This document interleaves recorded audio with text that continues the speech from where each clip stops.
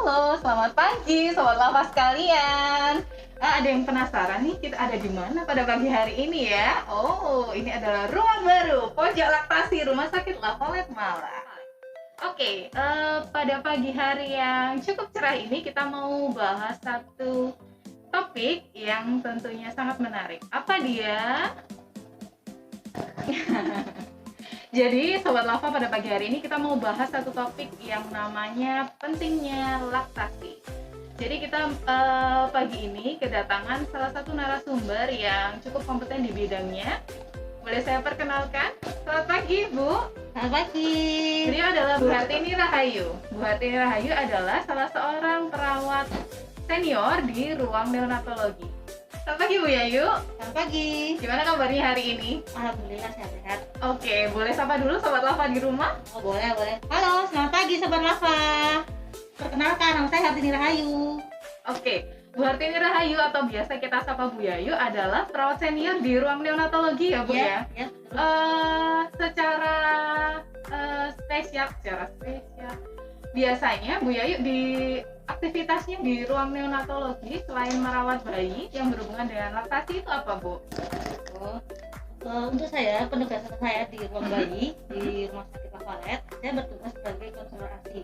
Selain sebagai perawat yang untuk bertugas sehari-hari di ruang neonatologi. Oke, jadi Bu Yayu sendiri spesialisasinya adalah sebagai konselor ASI ya, Sobat Lava. Jadi topik yang kita bahas pada pagi hari ini sudah pasti adalah topik yang bisa dipercaya langsung dari sumbernya. Oke, kita langsung aja Bu ya, mungkin karena Sobat Lava di rumah sudah nggak sabar lagi, kita mau bahas topik seputar laktasi. Tentunya yang saat ini sedang banyak ditanyakan oleh masyarakat tentang mitos dan fakta seputar laktasi. Boleh. Oke, langsung kita mulai ya Bu ya. Yang pertama, biasanya tuh pada hari pertama ibu-ibu yang baru melahirkan itu nggak bisa langsung mengeluarkan ASI-nya. Kira-kira kenapa tuh Bu ya? Yuk. Boleh. Saya jelaskan dulu ya, untuk pertama ya, untuk ibu-ibu atau mama-mama muda atau bunda atau momi-momi yang pertama kali merasakan sebagai seorang ibu. Awal jadi seorang ibu pun memang sulit kalau kita tidak belajar dari pertama. Yang kita harus pelajari pertama, yang penting itu tenang dulu kita. Untuk menghadapi suatu masalah kita harus tenang. Ketika kita tenang dan relax, itu kunci utama. Untuk hari pertama ASI itu tidak keluar ataupun keluar satu tetes atau dua tetes nggak masalah. Karena pada pertama bayi yang lahir pertama kadang-kadang mereka itu belum bisa menghisap dengan sempurna. Oh, jadi pada hari pertama memang rata-rata semua ibu-ibu tuh mengalami hal itu ya Bu ya. Jadi cuma keluar 1-2 tetes.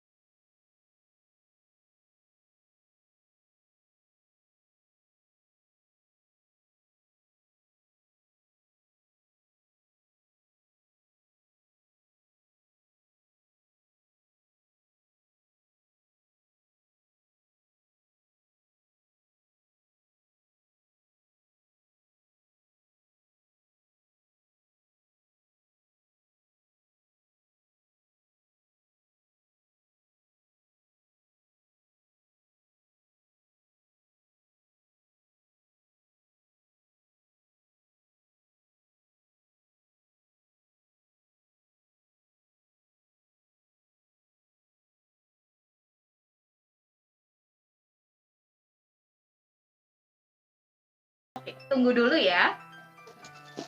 Oke, Sobat Lava, saya di sini sudah punya contoh ya Bu ya. Dimana kita mau Sobat Lava di rumah, di sini saya sudah punya contoh yang dimaksud oleh Ibu konselor kita tadi. Ini adalah manekin ya Bu ya. Jadi manekin. contoh dari di mana sih seharusnya bayi itu menghisap. Coba Bu bisa dijelaskan secara langsung ya. Saya jelaskan ya. Oke, langsung nih Sobat Lava. Ini ya, ini namanya punting payudara. Ini namanya lapangan hitam atau areola. Jadi bayi itu harus menghisap di areola seperti ini.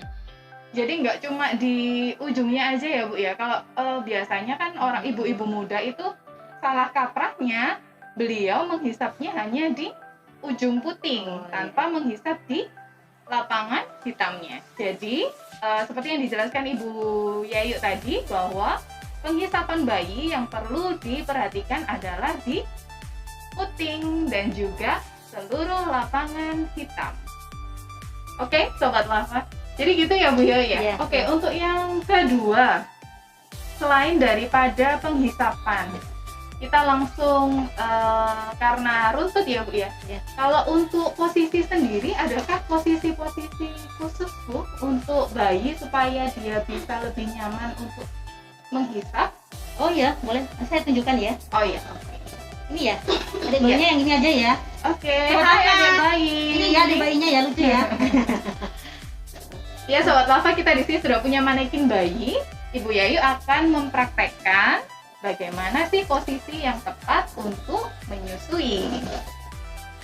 Halo, selamat pagi Sobat Lava. Saya akan menunjukkan cara yang benar atau posisi yang benar dalam menyusui. Permisi ya, saya tunjukkan dulu ya. Jadi ini posisi payudara.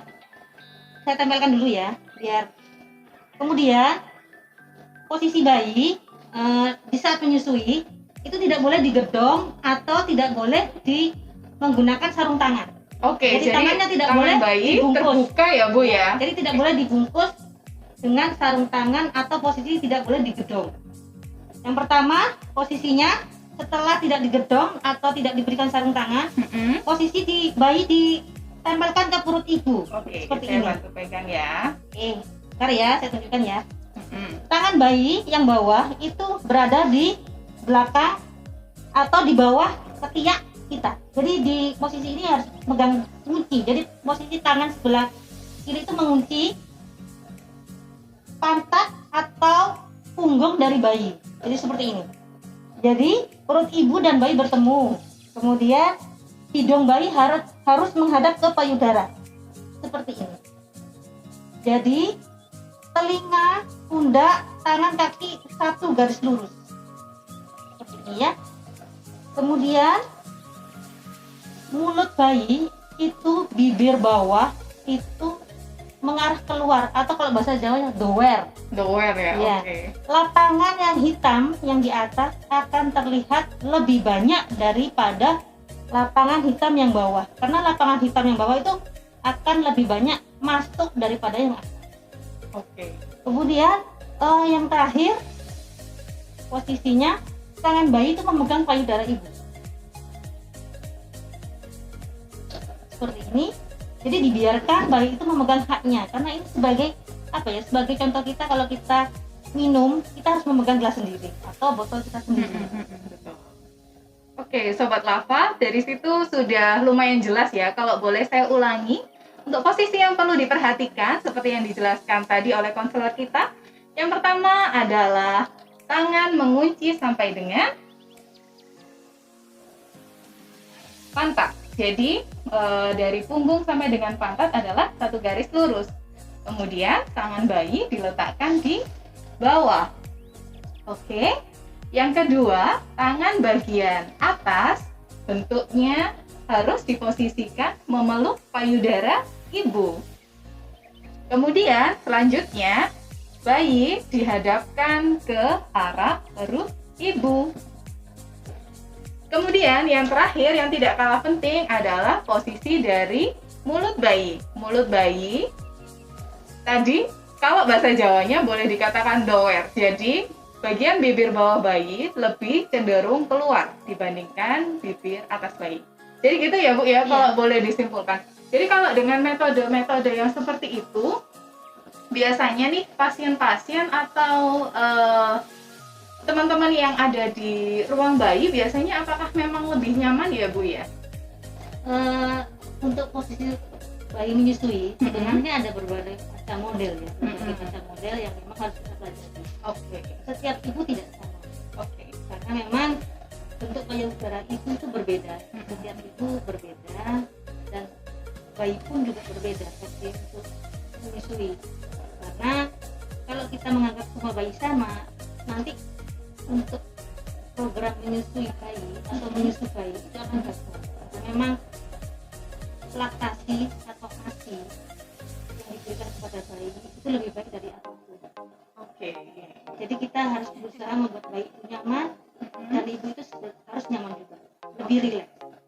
Nanti kita akan pelajari lebih lanjut ya kalau masalah itu, karena setiap ibu memang berbeda. Oke, jadi itu secara garis besar aja ya Sobat Lava. Kemudian Bu, kembali lagi ke tadi yang kita bahas di awal tentang mitos atau fakta. Jadi ada nih beberapa teman yang menanyakan, boleh nggak sih Bu minum es saat menyusui? Boleh saja, tidak ada masalah.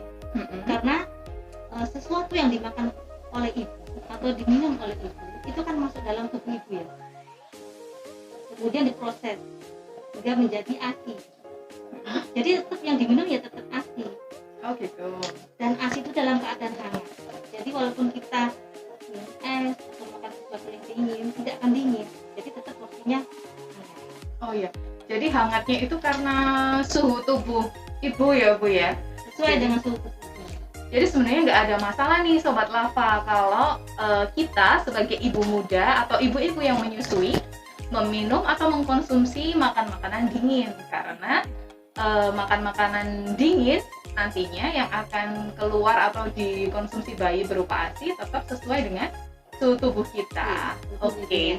Ada lagi nih Bu tentang ini, gimana sih, boleh nggak kalau ibu yang menyusui itu me time? Kan ada nih ibu-ibu itu, saya rasa kok stres banget ya Mbak mengasuh ASI, boleh nggak sih Bu me time? Boleh saja, karena kita harus hilangkan persepsi orang dulu ya. Katanya nggak boleh luas selama 40 hari ya. Sebenarnya kita itu punya tujuan tersendiri. Selain membuat ibu itu rileks, tenang, me time juga perlu, karena seorang ibu yang habis melahirkan itu pasti akan merasakan capek, lelah, dan badannya merasa tidak segar. Jadi kita harus ya melakukan me time. Tapi kalau me time-nya kita ya harus dengan perjanjian ya. Jangan kita me time sampai 24 jam, janganlah. Jadi waktunya me time adalah waktunya ya sekitar atau 2 jam juga boleh ya. Jadi boleh ke salon-salon untuk mempercantik diri loh. Harus cantik-cantik loh mama-mama muda, mami-mami, bunda-bunda, harus cantik loh ya. Harus cantik, tetap segar.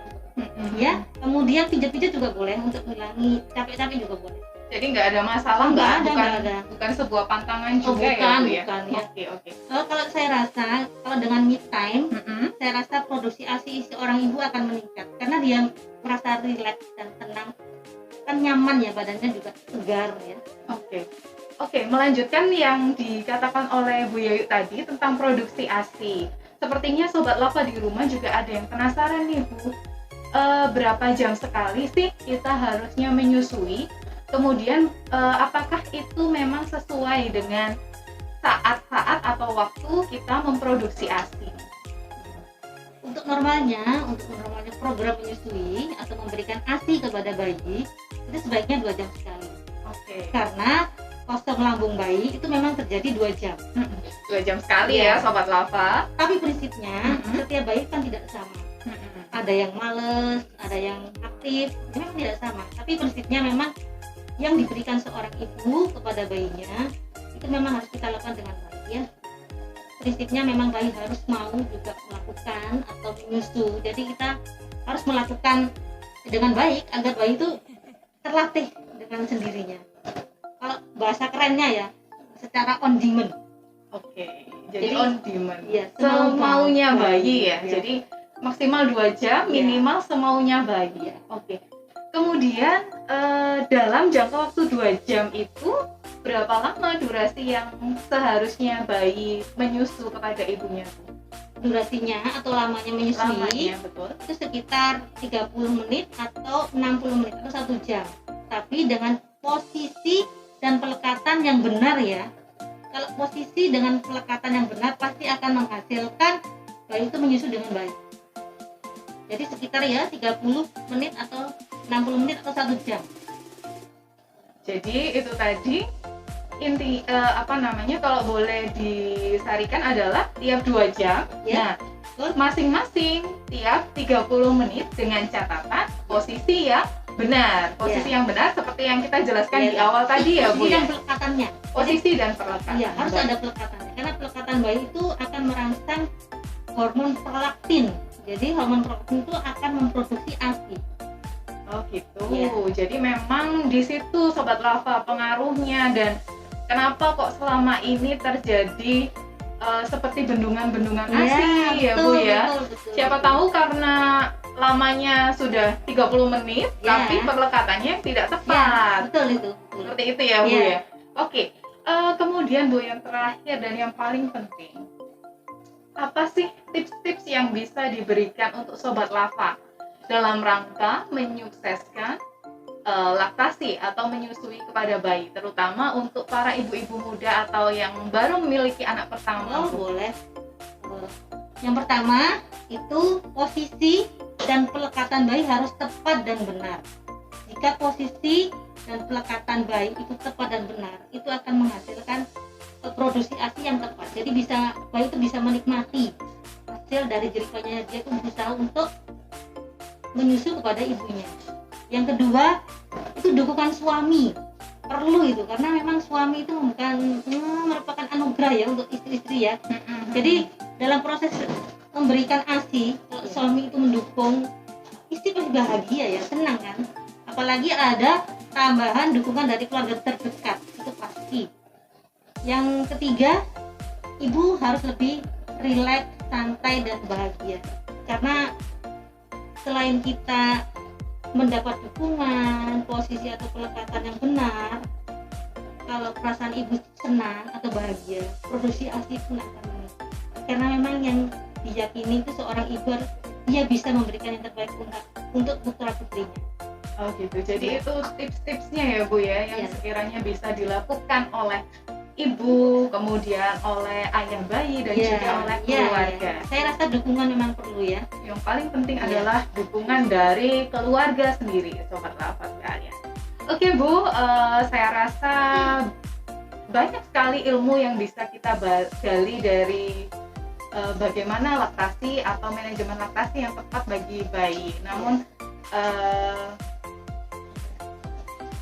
karena tiap orang juga berbeda, kemudian tiap individu adalah unik, tiap ibu juga pasti punya keinginan dan tipikal-tipikal yang berbeda. Saya rasa nanti kalaupun ada Sobat Lava sekalian yang ingin berkonsultasi atau bertanya secara langsung, boleh langsung menghubungi Rumah Sakit Lafayette Malang. Di sini kami punya berbagai fasilitas, diantaranya adalah konsultasi laktasi. Gitu ya, Bu ya. Terima kasih Bu Yayu atas kedatangannya pada pagi hari ini. Kita sharing-sharing bareng, mungkin di lain waktu kita bisa sharing-sharing bareng. Boleh. Baik, terima kasih. Sama-sama. Terima kasih Sobat Lava untuk kehadiran Sobat Lava pada pagi hari ini. Kita akan bertemu lagi di episode berikutnya, tentu saja dengan topik-topik yang lebih menarik. See you. Bye. Bye.